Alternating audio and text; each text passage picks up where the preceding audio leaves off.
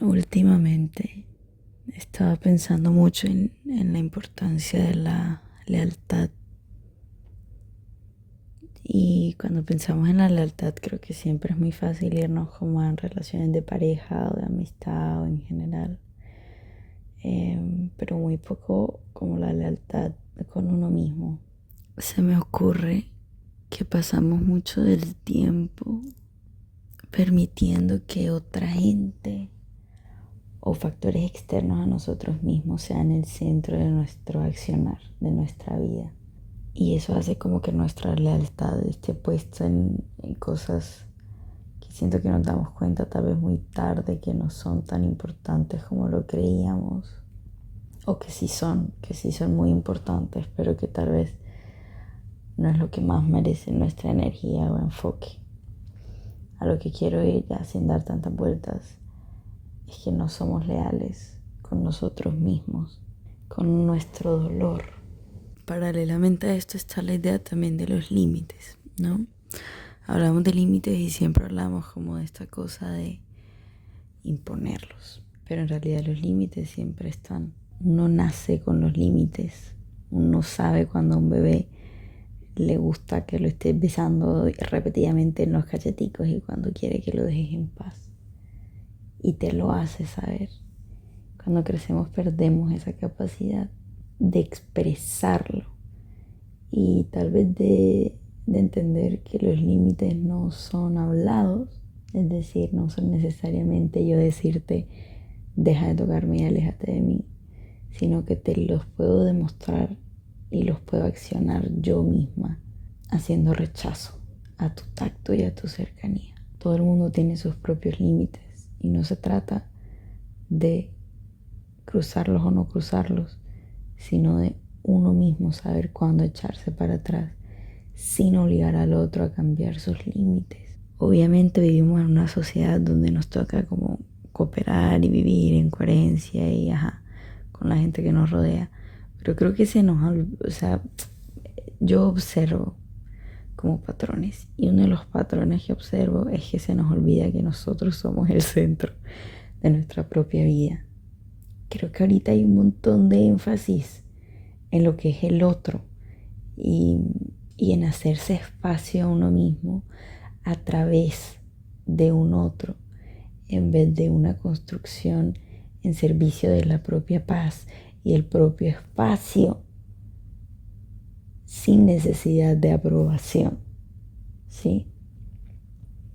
Que lo entiendo en espacios políticos, por ejemplo. O sea, es entendible que si hay una entidad que te dice que tú no puedes hacer algo, es importante salir a luchar por una aceptación, digamos, de manera más generalizada y grupal, pero en el día a día, no. Cuando yo estaba en la universidad, en Colombia absolutamente todo es político porque lo tiene que ser, porque somos una sociedad absolutamente reprimida, que mucho de nuestra cultura está enraizado en una cultura que está en estado de supervivencia todo el tiempo.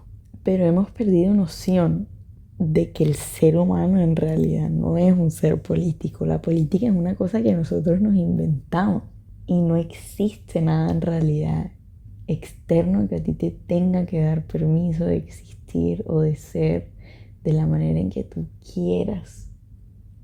No necesitas aprobación. Y yo no sé en qué momento nos convencimos de que era así, porque ya no sucede pues solo a nivel político, lo hemos llevado como a una cotidianidad. Y para mí es curioso el alejarme de eso y darme cuenta que no. O sea, no. Yo emigré y emigrando tuve una experiencia fea como de xenofobia, rechazo u odio al extranjero o emigrante. Y mi cabeza enseguida se fue como a generalizar la experiencia y decir, esta ciudad no es para mí, este país no es para mí. Y de repente la situación específica donde viví esa experiencia, que fue un ambiente laboral, cerré la puerta, es decir, renuncié y giré la cabeza. Y cuando giré la cabeza me di cuenta que también tenía la capacidad de creer que no era parte de la identidad del lugar en el que estaba, sino de ese lugar y esa persona y esa situación. Y de repente lo que me está pasando es que mi perspectiva se está ampliando y cada vez más puedo ver con mucha claridad que aunque sí hay espacios violentos, inseguros o al contrario, absolutamente perfectos, preciosos, estúpidamente increíbles, los lugares son solo lugares, las personas son solo personas. Las cosas son solo cosas y todo lo que uno ve está definido por lo que uno decide creer. Y en el momento en que yo volteé la cabeza y decidí creer que esa no era mi realidad, sino la realidad de ese lugar específico, esa situación específica y esa persona específica, me encontré en un lugar de mucha posibilidad, donde así como existe gente terrible, existe gente espectacular. Hablamos mucho en extremos, ¿sí? Y en realidad todo está ubicado casi siempre como en unos grises, en unos puntos medios que no vemos tampoco, son como invisibilizados. Es como que no todo está bien, no todo está mal y no puede ser un poquito de todo a la vez. Y es que ni siquiera es una línea. La vida no es como una línea. Es decir, o sea, no es como que o está muy dulce o está muy salado. Esta sopa tiene romero, tiene rúcula, tiene zanahoria, tiene lentejas, tiene sal. Y no es una sola cosa, es todas las cosas que lo conforman. Regresando a lo que estaba hablando antes, se me va la cabeza durísimo cuando me pongo a hablar sola. Este tema de los límites y de la lealtad y tal, siento que se ha visto muy contaminado por la noción de que el hecho de vivir en un espacio donde existas y coexistas con tantas partes y tantos seres implica necesariamente que todos tienen que estar de acuerdo con la manera en que tú eres y la manera en que tú quieres las cosas y la manera en que tú las ves. Y esa tampoco es la verdad. Sencillamente tampoco es la verdad. Yo estoy muy impactada con eso, la necesidad de tener razón todo el tiempo. Uno de mis videos, bueno, yo he tenido varios videos virales en TikTok, pero uno de ellos se me viralizó muy heavy y eso fue como una bola de nieve que empezó a crecer y crecer y crecer y crecer y empezó a caer a un lado equivocado del internet, un lado donde la gente no me estaba escuchando, sino que estaba encontrando mucha diversión en criticarme un montón y yo me desesperé y bloqueé los comentarios. Pasó una cosa, fue muy diciente, y es que en el momento en que bloqueé los comentarios se dejó de viralizar. Cuando le dije esto a mi compañera de piso me dijo, obvio, porque la gente ya no puede interactuar. Y le dije, no. O sea, los otros videos que yo he tenido virales, así no estén comentando constantemente, siguen recibiendo likes meses después de ser publicados. Este video apenas apagué los comentarios que estaban llenos de gente muy, muy, muy odiosa, dejó de ser relevante. Y yo no sé qué es, pero hay algo de la necesidad de sentir poder sobre el otro y de uno tener la verdad absoluta que mueve al ser humano muchísimo. Y hablamos de esto y ustedes dirán lo que yo pensé en algún momento. Claro, está en nuestra naturaleza, pero no es así. El otro día aprendí algo muy interesante sobre los monos. Nos han dado una clave para entender algo sobre un sistema nervioso regulado. Un sistema nervioso regulado en micos, por ejemplo, ellos viven en comunidades y no son ciudades así gigantes, ¿sí? Son tribus relativamente pequeñas. Y en estas tribus relativamente pequeñas pasa algo, y es que lo que esto significa es que coexisten constantemente, digamos, en las jerarquías. El mico más fuerte, que es la amenaza, está en constante contacto con el segundo, el tercero, el cuarto, el quinto, que son como los que están en competencia para llegar a ser el primero, ¿sí? Si yo estoy aquí y a 5 metros tengo un mico que me amenaza, pero ese mico está durmiendo, lo que es indicador de un sistema nervioso tranquilo es que tú estés tranquilo también, porque te das cuenta que todas las señales que te está dando ese mico es que no te va a hacer nada. El mico está parchando, el mico está tranqui ahí. Un sistema nervioso irregulado, es el del mico que no puede estar tranquilo a pesar de que el otro esté tranquilo porque se siente amenazado constantemente. ¿Qué me dice esto a mí? ¿Cuál es mi interpretación si traigo esto al mundo de nosotros humanos? Que nosotros tenemos un sistema nervioso que está en la mierda y todo el tiempo nos sentimos amenazados por lo que sea y todo el tiempo estamos a la defensiva y todo el tiempo tenemos esta necesidad de defender cosas que no están en riesgo.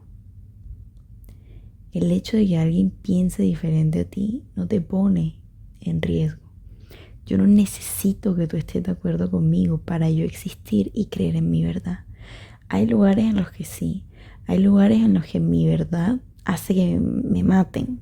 O sea, mis creencias políticas, religiosas, sexuales, me ponen en un peligro real. Y eso es un caso aparte. Pero en términos generales, no. Y cuando yo hablo de ser leales con uno mismo y lo uno otra vez como al tema de los límites, siento que muy rápido nos imaginamos una persona a la defensiva. Una persona que dice, me paro enfrente de esto que me está haciendo daño. Y la mirada es la contraria. Yo no me tengo que parar enfrente de nadie ni de nada. Tengo es que hacer lo que necesite para sentirme segura, para crear un espacio seguro dentro de mí. Y si tengo una persona que no lo está haciendo, pues simplemente no tiene entrada a mi espacio. Pero no tengo que imponerme y no tengo que, ¿sí? Que yo siento que yo toda la vida he funcionado bajo esta idea de que tengo que codearme y hacerme espacio para existir en paz. Y de repente me di cuenta que no es así. Estaba dejando entrar a mi vida estímulos, gente, cosas que me hacían sentir ahogada dentro de lo que era mi existencia. Pero que en el momento donde respiré e hice espacio para las cosas que me hacían sentir en paz, me di cuenta que yo no tenía por qué ceder de ese mismo espacio tan sagrado a las cosas que no me hacían sentir en paz. Y en ese sentido, tal vez es un buen lugar para cerrar y decir que la invitación es a que hagamos un reconocimiento de que lo que está en el centro de nuestra vida es nuestro cuerpo, somos nosotros mismos y no la opinión del otro y no lo que hace el otro y no lo que pasa en lo alrededor, lo que sea alrededor de nosotros mismos. Y sobre eso tenemos un poder real que no hay que tomar por sentado, sobre la construcción de un espacio que se sienta seguro para nosotros mismos y no dependa del permiso de absolutamente nadie.